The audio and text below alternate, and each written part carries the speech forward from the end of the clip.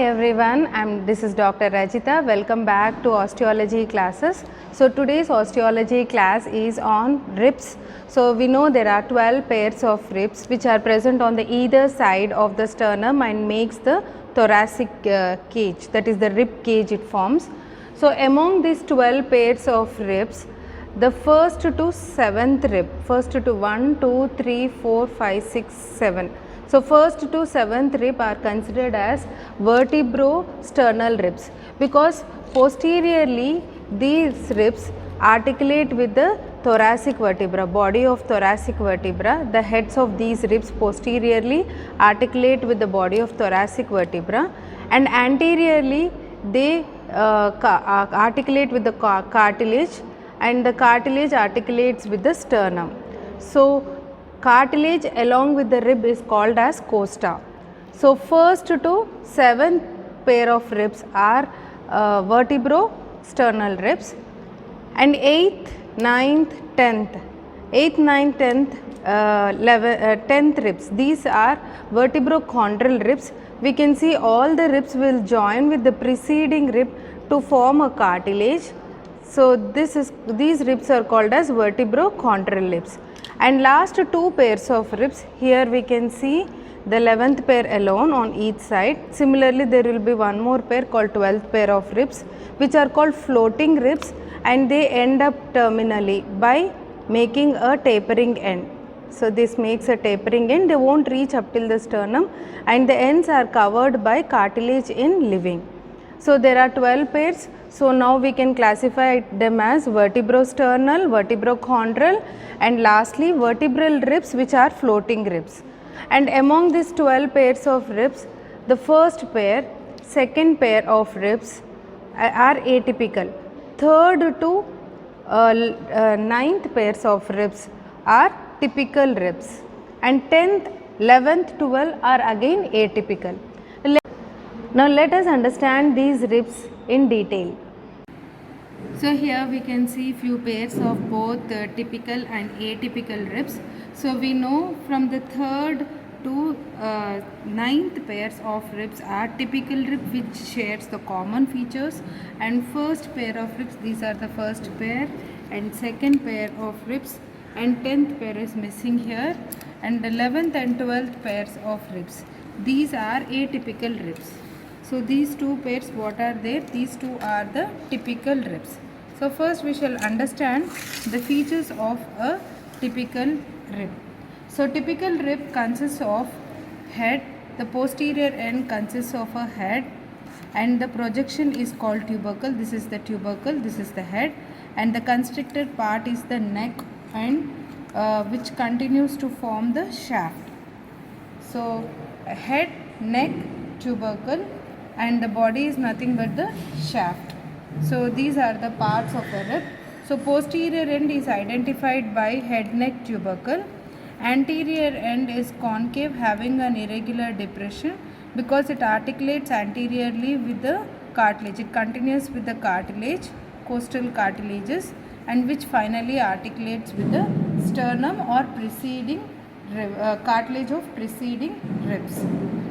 So typical rib, anterior end bears this concave depression, and posterior end consists of head, neck, and tubercle. This projected one, this one is the tubercle. The shaft is the longest part, we can see it is the longest part, and which extends between the anterior and the posterior end. The upper border of the shaft, this is the upper border, which is rounded border. So you can identify which is right and left rib by seeing the upper border, which is a rounded thick border. Whereas the inferior border is quite sharpened. So this is the inferior border of the rib, and just near to the inferior border there is a shallow groove on its inner surface near the inferior border. This shallow groove is called as the costal groove. So costal groove and the inferior border should be below, down, and then the superior border would be broader and thicker, and posterior end contains the head, neck, tubercle, and anterior end is blind and it is concave, having a concave depression. So by this we can identify which side the rib belongs to, right rib or left rib. So that's how we determine the side of the rib. So anterior end is the costal end, and it bears a cup shaped depression and which joins with the corresponding costal cartilage and forms a primary cartilaginous joint, that is costochondral joint. Anteriorly it forms costochondral joint. Posteriorly we have got the head neck tubercle, and head has got two facets. We can see the two facets which are separated by the crust. The lower facet is the larger facet, the upper facet is little smaller facet. So neck is the constricted part, and tubercle is this prominent part which is having an articulating facet here and a non-articulating part. This tubercle separates the rest of the posterior end from the shaft of the rib. The tubercle has got two parts, articulating and non-articulating. The articulating part is the medial part, and then which bears a small oval facet here, and non-articulating part is this part. The rough part is the non-articulating part which provides attachment to ligaments.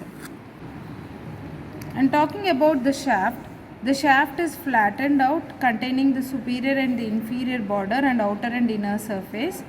And at the 5 centimeters in front of the posterior end, there is an angle or bend of the rib. This is called as the costal angle. This is called as the costal angle, which also marks the attachment of some deep back muscles of the rib.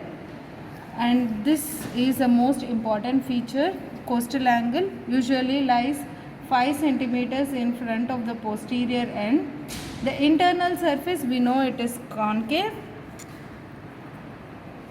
and it contains a groove near to the inferior border which is called as the costal groove. And structures present in the costal groove we can remember as VAN structures, VAN. V stands for vein, that is intercostal vein, and A for intercostal artery, and nerve is intercostal nerve. So they are in this order, vein, artery, and lowermost is the nerve. They are present in the costal groove, lodged in the costal groove. And the body ends with a cup-shaped costal cartilages which allows the articulation with the sternum.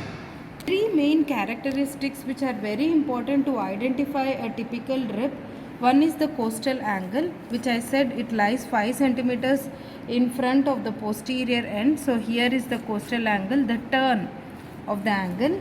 So that is the costal angle which lies 5 centimeters in front of the posterior end. And one more faint angle is there, 2 centimeters posterior to the anterior end. There is one more faint angle which is also an important feature. So because of these angles it makes the rib curved. So if you place in an anatomical position the posterior end of the rib, we can see it does not touch the surface. It lifts up, it does not touch the surface. So however you keep, it won't touch the surface. So usually if you keep in anatomical position, the posterior end won't touch the surface.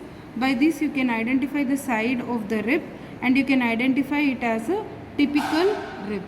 And also it is twisted in such a way that the two ends never touch the same horizontal plane. So however you keep, in this way the anterior end is not touching, and here in this way the posterior end is not touching. So however you keep, one end won't be touching the surface, horizontal surface. So that is about a typical rib. We shall continue with the atypical ribs. We know the first, second and 10th to 12th pairs of ribs are atypical ribs. So I am going to discuss about the first rib here. So first rib, it is the broadest and shortest rib. You can see it is quite broader. So you might have seen in a typical rib, a rib having upper border and lower border. But here you can see the inner border and the outer border, and superior surface and the inferior surface. So how to determine which side the rib belongs to? So for that we have to keep the rib on a horizontal surface. If both the ends are touching the horizontal surface, it means the rib belongs to that side. We know the posterior end has got head, neck and tubercle. So this is the posterior end, and the anterior end will have a blind concave depression which articulates with the cartilage. So this is the how we can identify, because both the ends are touching the same horizontal surface. So this what is there here is the left first rib. So if you keep the other way round, we can see one end is lifted up, the posterior end is lifted up. So by keeping this way, it is both ends are touching. So that's how we can determine the side of the first rib. So we know it is broad and flat, and it has a single articular facet. In typical rib we have seen already two facets, but here in the atypical first rib, this first rib has got only one facet. This is single articular facet which articulates with the first thoracic vertebra, the body of the first thoracic vertebra. And tubercle here, this is prominent tubercle, and this constricted part is the neck. And superior surface is quite irregular because it provides attachment to some muscles. And inferior surface, we can see it is quite smoother because it is related to the pleura of lungs. So the superior surface, it is irregular and it is marked by grooves. We can see two grooves which are clearly seen here in this rib, and we can see a prominent projection separating these two grooves.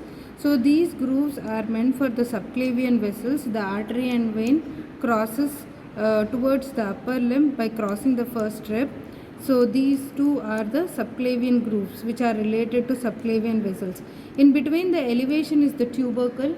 The tubercle is called as the Skelene Tubercle.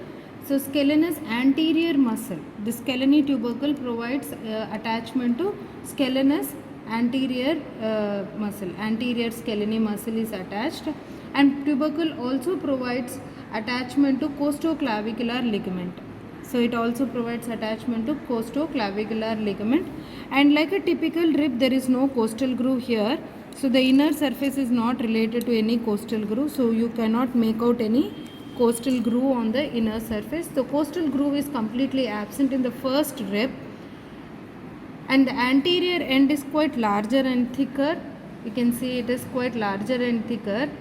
And the inner border, this is the inner border, it provides attachment to Simpson's fascia, which is the suprapleural membrane, which limits the expansion of lungs in the neck. So Simpson's fascia attaches to the inner margin of the first rib. And the lower surface is smoother, which is related to the costal pleura. And structures which forms the anterior relations of the neck from medial to lateral, we can remember as sympathetic chain. Medial most is the sympathetic chain. Next to sympathetic chain is the first posterior intercostal nerve, then superior intercostal artery. Next, lateral to it is the ventral ramus of the first thoracic nerve. So to memorize, you can write as, remember as chain pulling the van or swan. So chain is the sympathetic chain. So medial most is the sympathetic chain.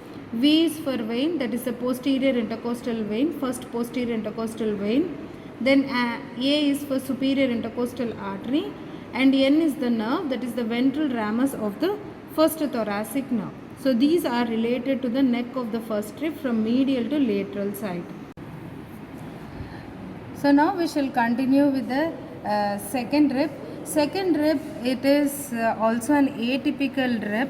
It is the twice of a first rib. You can see this is the first rib and here is the second rib. It is almost twice, but here it is a narrower rib compared to the first rib. First rib is quite broader and this is narrow with a sharp bend. And the lengthwise it is twice that of the first rib. And its shaft is sharply and highly curved, but there is no angles here. So because of absence of angles, costal angles, we can see both the ends touch the horizontal surface, that is the tabletop when it places the ground. So when you keep in anatomical position, both the ends should touch the surface, and we can see the outer part, the outer surface of the second rib, it is identified by a rough tubercle. A quite rough impression is there. This rough, which is almost in the middle of the rib, we can see it is almost in the middle of the rib. So this roughened part provides attachment to serratus anterior muscle. It provides attachment to partly first digitation and complete second digitation of serratus anterior muscle. So this is the main important feature, and rest things would be similar, like it has got head has got two facets, upper and lower facet. Upper facet articulates with the preceding vertebra, that is T1, and the lower facet articulates with the corresponding T2 vertebra. And tubercle is also has got some articulating and non-articulating parts. Articulating part articulates with the transverse process, facets of transverse process of corresponding vertebra, that is T2, and the roughened part provides attachment to ligaments. And costal groove, this is the upper border is almost inwardly curved. And next about the costal groove here, the costal groove is partly seen near the posterior end of the rib. So this is the posterior side of the rib. The costal groove is seen only on the posterior side of the rib, near the head neck tubercle, just in front. Here is the costal groove. Rest of it we can see it is completely absent. So it is seen only on the posterior side. And the inner surface, we know it is smooth because it is related to the costal pleura. So the upper border is also rough because it provides attachment to muscles. So upper border, it provides attachment to scalenus posterior muscle and also serratus posterior superior muscle. Scalenus posterior and serratus posterior superior muscle. So three muscles on the whole you have to remember with the second rib. The outer part provides attachment to, this is the outer middle part, provides attachment to serratus anterior muscle, that is the first and second digitation, and the upper part provides attachment to scalenus posterior muscle and also serratus posterior superior muscle. So that is about the second rib. So next atypical rib is the 10th rib. So I am not able to show the exact 10th rib. This is a typical rib actually, but the 10th rib, it is almost similar to typical rib. The only differentiating factor here, in the typical rib we are seeing two facets, but the 10th rib, it has got only the single facet over its head. So it has a single articular facet on its head which articulates with the body of the corresponding thoracic vertebra, and it is slightly shorter than a typical rib, but rest of the features are same as a typical rib. So next we shall talk about the floating ribs. Here are the floating ribs. This is the 11th rib, this is the 12th rib. 11th rib and 12th rib, we can see anterior ends are pointed and sharpened, which are usually covered by a thin layer of cartilage. And posterior end of the 11th rib, it has got a large facet which articulates with the corresponding vertebra. So 11th rib articulates with the 11th thoracic vertebra, and there is a shallow costal facet in the 11th rib. We can see a shallow costal facet, and inferior border would be sharper compared to the superior border. So that's how you identify the side. And there is a slight angle. See, if I keep here, we can see a slight bend. So there is a slight angle. So the angle, costal angle is present, and there is no neck, no tubercle, only the head is present. So no neck, no tubercle, no articulating facet on tubercle. So no neck, no tubercle in the 11th rib. There is a costal angle is there, and there is a costal groove is there, which is a shallow costal groove. Upper border is little thicker and inferior border is quite sharp. So by seeing that, we can determine which side it belongs to. So next about the 12th rib. The 12th rib has the same features as 11th. We can see no neck and tubercle, but we can see head is having a large facet, the single facet which articulates with the 12th thoracic vertebra. But what is the differentiating feature is there is no costal groove in 12th rib. We can see there is no costal groove and there is no angle. There is no costal groove, no costal angle, and it is much shorter than the 11th rib. It is much shorter than the 11th rib. So by this we can determine. And 12th rib, we know posterior end should be the head, the anterior end is pointed front anteriorly, and the inferior border would be little sharper compared to the superior border. By seeing that, we can determine the side of the floating ribs as well. So this completes the osteology of ribs. Thank you.